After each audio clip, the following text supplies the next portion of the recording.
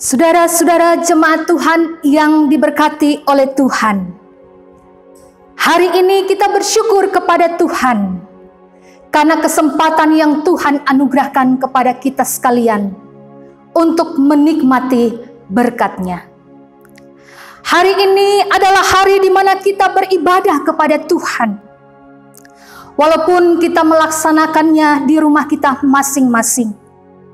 Saya percaya bahwa Bapak, Ibu, saudara-saudara sekalian telah diberkati oleh Tuhan melalui puji-pujian yang dinaikkan kepada Tuhan.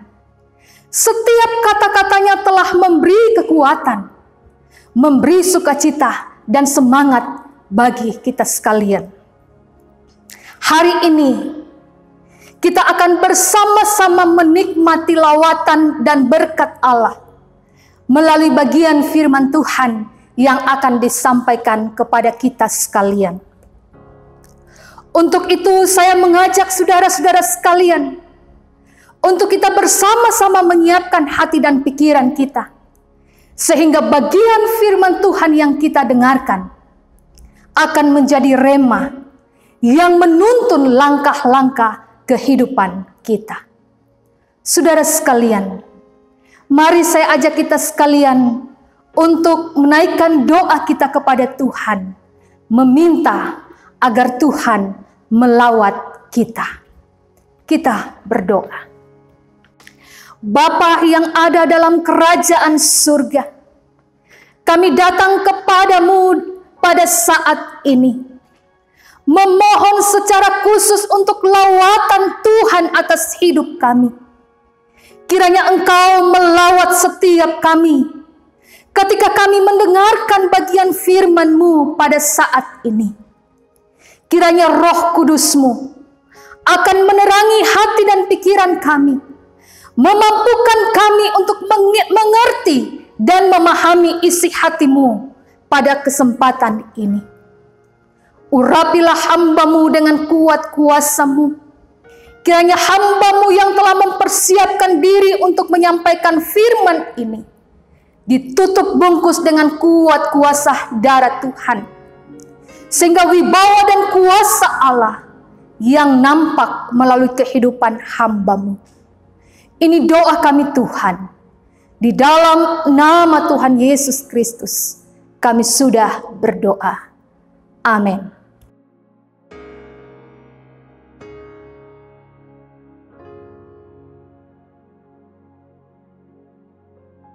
Bapak, Ibu, saudara-saudara yang dikasihi oleh Tuhan Yesus Kristus, minggu-minggu ini adalah merupakan minggu perayaan kemenangan iman bagi kita.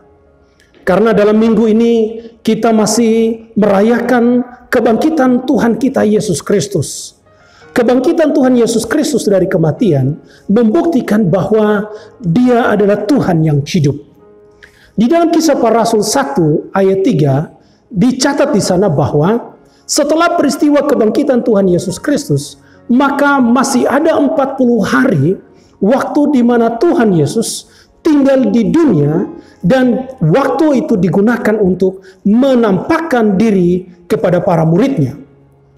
Kita tentu bertanya, mengapa Tuhan Yesus harus menampakkan diri kepada para muridnya? Tentu ada beberapa alasan. Yang pertama adalah untuk membuktikan kepada para murid-muridnya bahwa Ia hidup. Kubur dan maut tidak berkuasa atas Yesus. Sebab pada hari yang ketiga, Yesus bangkit dari kematian. Dan Yesus berulang-ulang menemui para muridnya. Baik itu di dalam rumah, di jalan, atau bahkan di pinggir danau. Dicatat di dalam Alkitab, ketika Tuhan Yesus bangkit dari kematian, Dia menampakkan diri kepada lebih dari 500 orang. Jadi yang pertama, Yesus menggunakan waktu 40 hari itu untuk membuktikan kepada para muridnya bahwa Yesus itu hidup. Yang kedua, tentu untuk menguatkan para murid-muridnya. Kita masih ingat peristiwa di hari Jumat yang agung, para murid menyaksikan bagaimana Yesus tidak berdaya. dan ia mati disalib di bukit Golgota.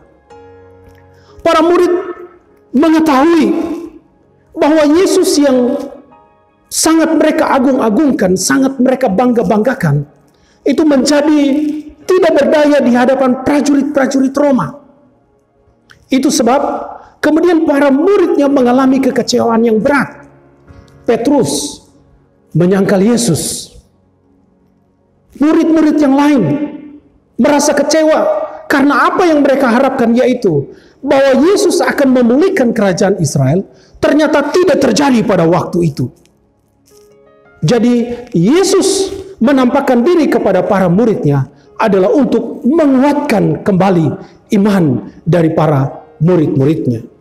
Lalu yang ketiga, Yesus menggunakan kesempatan 40 hari juga untuk menjungkir balikan konspirasi para imam dan prajurit Roma yang telah menebar berita bohong atau hoax kepada banyak orang.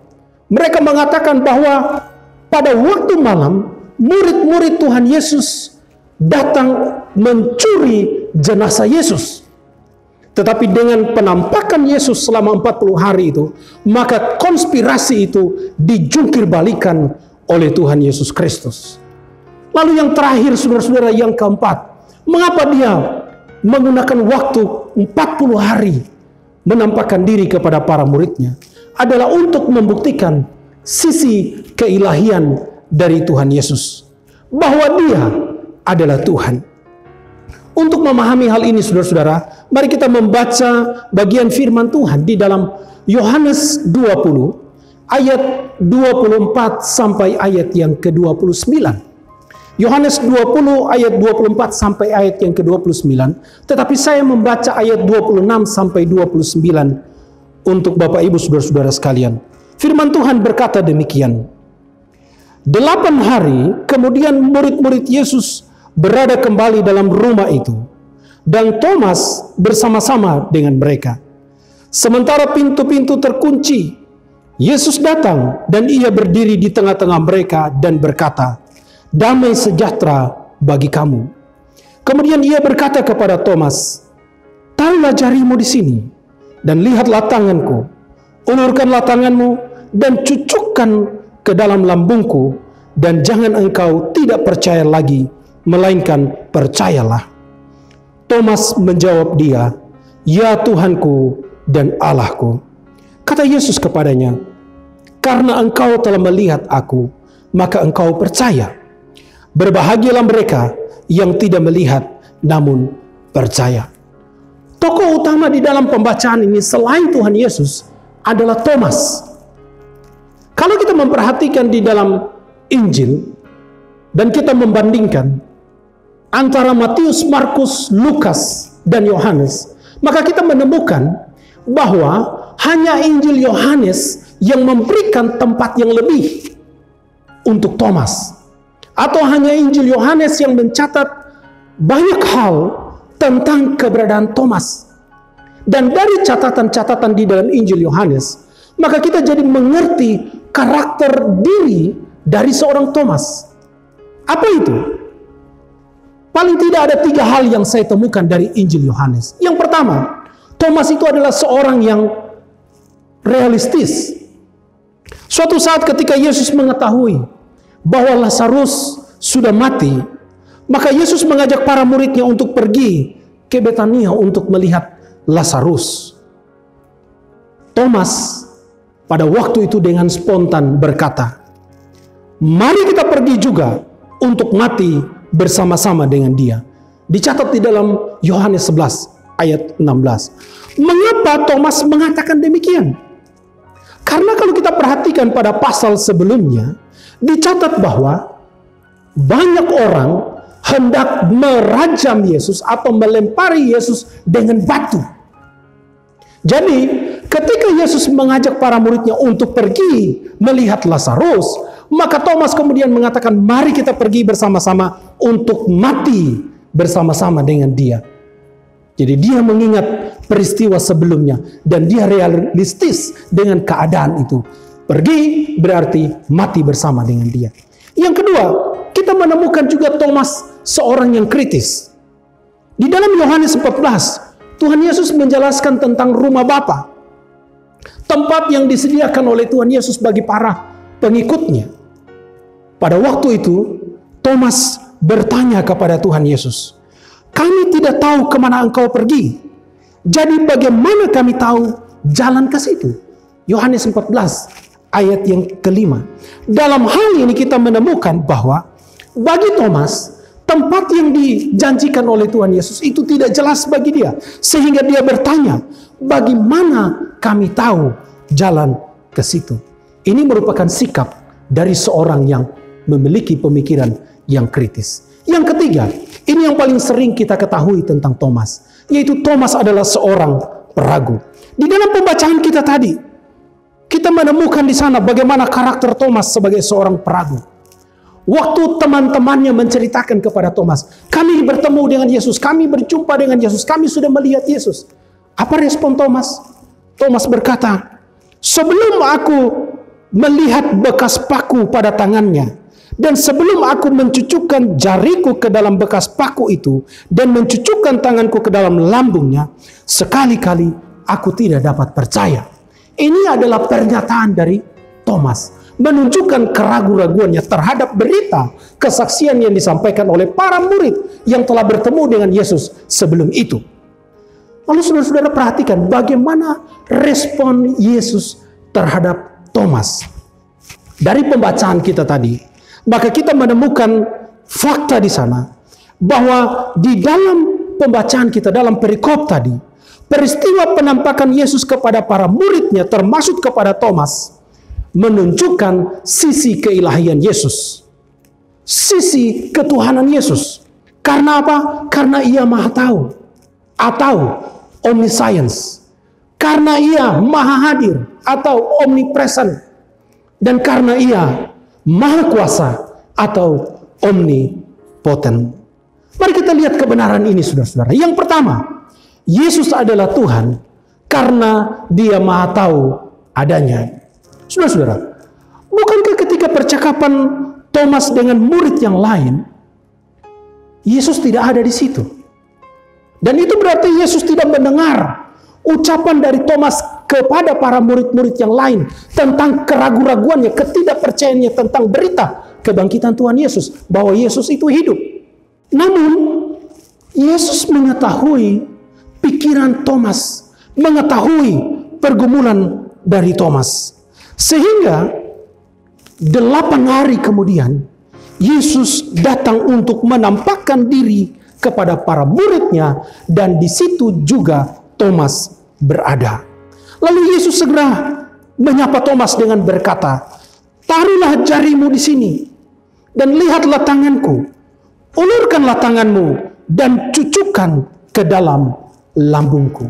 Saudaraku, inilah berita baik buat kita di masa yang sulit ini. Bagi kita Yesus adalah Tuhan karena ia maha tahu adanya. Ia tidak hanya mengetahui pikiran dan pergumulan dari Thomas yang ragu tentang berita kebangkitan Yesus, tetapi dia mengetahui semua permasalahan hidup kita. Dia mengetahui semua kesulitan yang kita alami.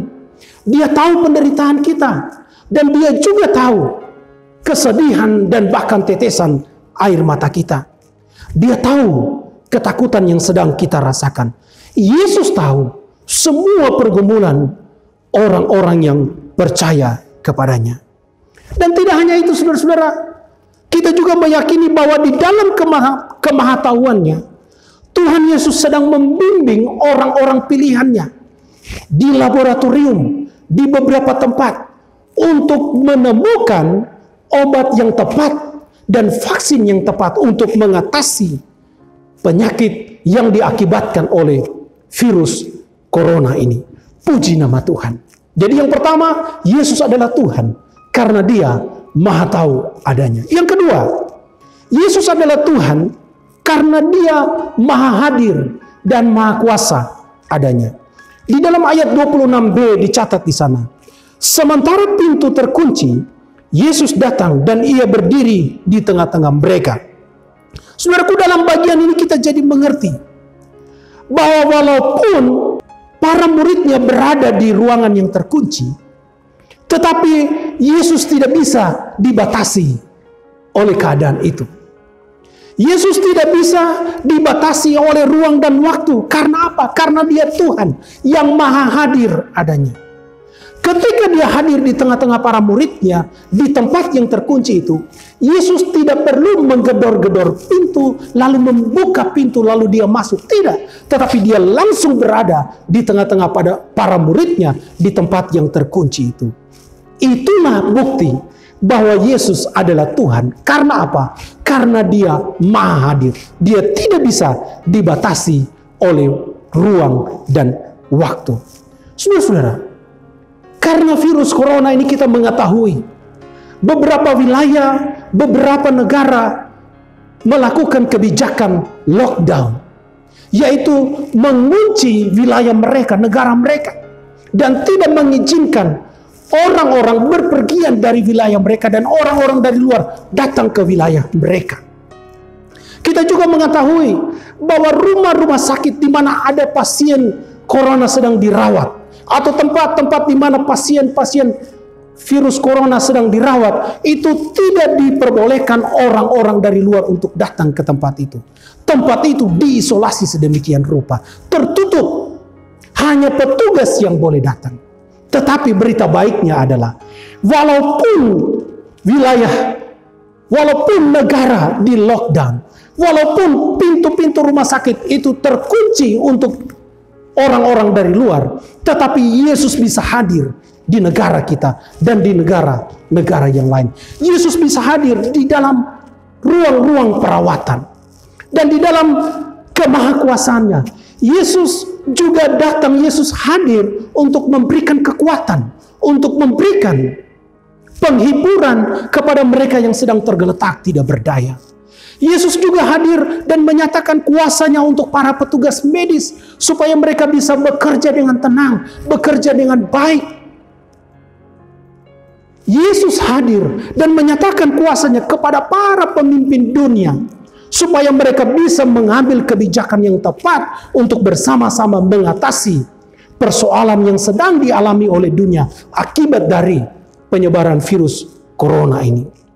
Jadi saudara-saudara, dari bagian ini kita mengerti bahwa Yesus itu Tuhan karena Dia maha hadir adanya dan Dia juga maha kuasa adanya. Tahukah saudara bagaimana respon dari Thomas setelah Yesus menampakkan diri kepadanya? Kalau kita perhatikan di dalam pembacaan kita tadi, Thomas jadi mengerti bahwa yang berdiri di hadapannya adalah sosok yang maha tahu, yang maha hadir dan maha kuasa adanya. Itu sebab dia mengeluarkan kata-kata atau menyatakan pernyataan imannya yang sangat terkenal itu. Thomas berkata, "Ya Tuhanku dan Allahku." Saudara, hari ini kita telah mendengar bagian firman Tuhan bahwa Yesus itu Tuhan. Amin. Dia maha tahu, Dia maha hadir, dan Dia maha kuasa adanya. Dia sanggup untuk menolong kita. Dia sanggup untuk memberikan jalan keluar di balik pergumulan-pergumulan yang sedang kita hadapi saat ini. Maka pertanyaannya bagi kita, apa respon kita terhadap berita baik ini? Maka saya mengajak kita semua untuk bersama-sama, mari kita menyatakan pernyataan iman kita kepada Tuhan. Katakan, "Ya Yesus, Engkaulah Tuhan dan Allahku. Kepadamulah aku percaya." Amin. Mari kita tunduk kepala kita satu dalam doa. Bapa di dalam surga, terima kasih untuk kebenaran firman-Mu yang kami boleh dengar pada kesempatan ini. Bagian firman-Mu Tuhan mengingatkan kepada kami bahwa sesungguhnya Engkau adalah Tuhan. Di dalam status sebagai Tuhan, Engkau maha tahu adanya, Engkau maha hadir adanya, dan Engkau maha kuasa adanya. Ini menjadi kekuatan tersendiri bagi kami untuk menjalani hari-hari kami ke depan. Jikalau ada di antara kami yang masih meragukan tentang Engkau ya Tuhan Yesus, maka kami minta kepada Tuhan, mari Engkau kuatkan iman kami. Engkau berbicara kepada kami, agar hidup kami senantiasa berserah kepada Tuhan, dan menaruh percaya hanya kepada Tuhan saja. Berkatilah semua saudara-saudara kami, dimanapun mereka ada saat ini, dan apapun pergumulan mereka. Kami memohon kepada Tuhan, kiranya Engkau melawat kehidupan mereka. Dan bagi yang sakit, Tuhan jamah mereka, dan karuniakan kesembuhan kepada mereka. Terpujilah Tuhan. Terima kasih Bapa. Ini doa kami. Ampuni dosa kami di dalam nama Yesus yang adalah Tuhan, Juru Selamat kami dan Allah kami. Kami naikkan doa ini. Terimalah berkat Tuhan. Kasih karunia dan damai sejahtera dari Allah melalui putranya Yesus Kristus akan senantiasa menyertai dan menguatkan saudara-saudara mulai dari saat ini sampai selama-lamanya. Amin. Amin. Bapak Ibu saudara-saudara yang dikasihi oleh Tuhan, demikianlah pelayanan dari kami. Jalanilah hari ini dan hari-hari selanjutnya dengan keyakinan bahwa Tuhan senantiasa beserta dengan kita. Ingat, Yesus adalah Tuhan. Ada kekuatan, ada pertolongan bagi kita semua. Amin. Haleluya.